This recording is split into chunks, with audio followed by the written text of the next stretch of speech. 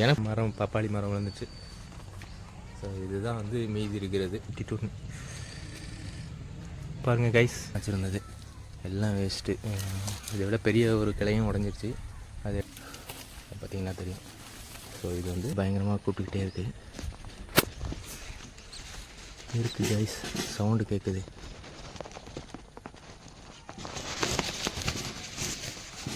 Guys இதுதான் அந்த தேன்சிட்டோட.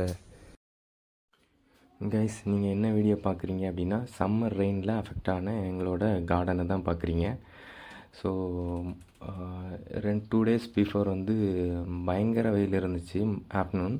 அப்புறம் பார்த்திங்கன்னா ஈவினிங் வந்து சடனாக கிளைமேட் எல்லாமே அப்படியே சேஞ்ச் ஆகி மழை வந்து பயங்கரமாக பெஞ்சிச்சு. ஒரு 1/2 hour காற்று அதை விட பயங்கரமாக இருந்துச்சு. ஸோ காற்று மழை எதிர்பார்க்கவே இல்லை. பயங்கரமாக பெஞ்சதில் 2 பப்பாளி மரம் வந்து உடஞ்சி விழுந்துருச்சு.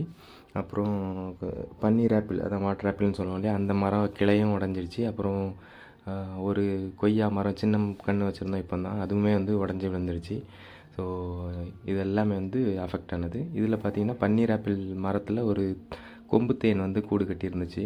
ஸோ அதை வந்து பப்பாளி மேலே விழுந்து ரெண்டுமே வந்து 2 பீஸாக உடஞ்சிருச்சு. ஸோ அதை நான் உங்களுக்கு காட்டும்போதே என்னோடய கையிலையுமே வந்து ஒரு தேனி வந்து கடிச்சு வச்சிருச்சு. ஸோ அது கொஞ்சம் நேரம் பெயின் இருந்துச்சு. அப்புறம் லைட்டாக ஒரு நாள் ஃபுல்லாக வந்து விரல் வீங்கி இருந்துச்சு. அப்புறம் நார்மல் ஆகிடுச்சு. ஸோ இந்த மாதிரி தான் வந்து பயங்கரமாக அஃபெக்ட் ஆகிடுச்சு. அந்த தேன் கூடுமே கீழே விழுந்துருச்சு, யாருக்குமே யூஸ் ஆகலை. அப்புறம் இங்கே பப்பாளி மரம் விழுந்து கிட்டத்தட்ட ஒரு 50 காய் இருக்கும். பிஞ்சு பெருசு எல்லாமே வந்து வேஸ்ட் ஆகிடுச்சு. நாங்கள் ஒரு சில காய்களை தான் யூஸ் பண்ண முடியும், பக்கத்து வீட்டுக்கெல்லாம் கொடுத்தோம். அப்புறம் வந்து பிஞ்சு அந்த மாதிரி உள்ளதெல்லாம் வந்து வேஸ்ட் ஆகிடுச்சு. ஸோ அப்படியே விட்டுட்டோம். அப்புறம் விழுந்த கிளைகளெல்லாம் நாங்கள் வந்து க்ளீன் பண்ணிக்கிட்டு இருந்தோம். ஸோ உள்ளுக்குள்ளே தண்ணிக்குள்ளே தான் இறங்கி அதை பண்ணுற மாதிரி இருந்துச்சு. இது ஃபுல்லாகவே தண்ணி, கார்டன் ஃபுல்லாகவே அதை க்ளீன் பண்ணிக்கிட்டே இருந்தோம். ஸோ க்ளீன் பண்ணும்போதுமே வந்து கஷ்டமாக இருந்தது, நிறைய கிளைகள்லாம் உடையும் போது.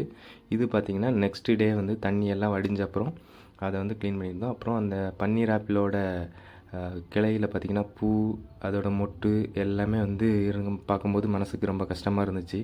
அவ்வளோ கஷ்டப்பட்டு வளர்த்த மரங்கள்லாம் வந்து இந்த மாதிரி போயிடுச்சு அப்படின்னு சொல்லிட்டு. ஸோ இதுதான் அந்த பன்னீர் ஆப்பிள். ஏன்னா இது வந்து பார்த்திங்கன்னா பிங்க் வெரைட்டி. ஸோ நான் முன்னாடி உள்ள வீடியோவில் காமிச்சிருப்பேன், பிங்க் அண்ட் க்ரீன் சேர்ந்த மாதிரி ஒரு வெரைட்டி. இது வந்து பிங்க். இது வந்து பாதி தான் விளைஞ்சிருக்கு. ஸோ இன்னும் கொஞ்சம் பெருசாக வரும்போது ஃபுல்லாகவே பிங்க் ஆகிடும். அண்ட் இதில் பார்த்திங்கன்னா கவரில் கட்டி போட்டிருக்கிறோம். நிறையா அணில் அண்ட் குருவி வந்து வவ்வால்லாம் வந்து நைட்டு எடுக்குது, இதை சாப்பிட்டு போயிடுது. அதனால் ஒரு சிலதை வந்து கவர் கட்டி மறைச்சி போட்டிருக்கிறோம். அப்புறம் இதை க்ளீன் பண்ணிகிட்டு இருக்கும்போது பார்த்திங்கன்னா ஒரு தேன் சிட்டு வந்து கூப்பிட்டுக்கிட்டே இருந்துச்சு.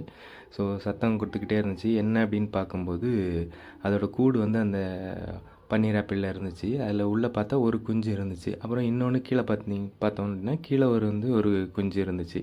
ஸோ அதனால தான் அது சவுண்ட் கொடுத்துக்கிட்டே இருந்துச்சுன்னு நினைக்கிறேன். அப்புறம் நாங்கள் அதை கீழே இருந்த அந்த குஞ்சை வந்து பத்திரமா எடுத்து அதை சேவ் பண்ணிட்டோம். சேவ் பண்ணி அந்த கூட்டுக்குள்ளேயே வச்சிட்டோம். பட் ஆனால் தெரியல எத்தனை குஞ்சு இருந்துச்சு அந்த கூட்டில் அப்படின்னு. நாங்கள் பார்க்கும்போது 1 கூட்டுக்குள்ளேயும் 1 வந்து கீழேயும் இருந்துச்சு. ஸோ அதனால் அந்த கீழே இருந்த அந்த குருவியுமே வந்து நாங்கள் எடுத்து கூட்டுக்குள்ளே வச்சிட்டோம். பட் ஆனால் 2 தான் இருந்துச்சா இல்லை 3 இருந்து வேறு எதுவும் டேமேஜ் ஆகிடுச்சான்னு தெரில. ஸோ இதுதான் அந்த குஞ்சு. ஸோ இதுவுமே வந்து நாங்கள் சேவ் பண்ணிட்டோம். ஸோ இதுதான் நாங்கள் ஃபேஸ் பண்ண திடீர்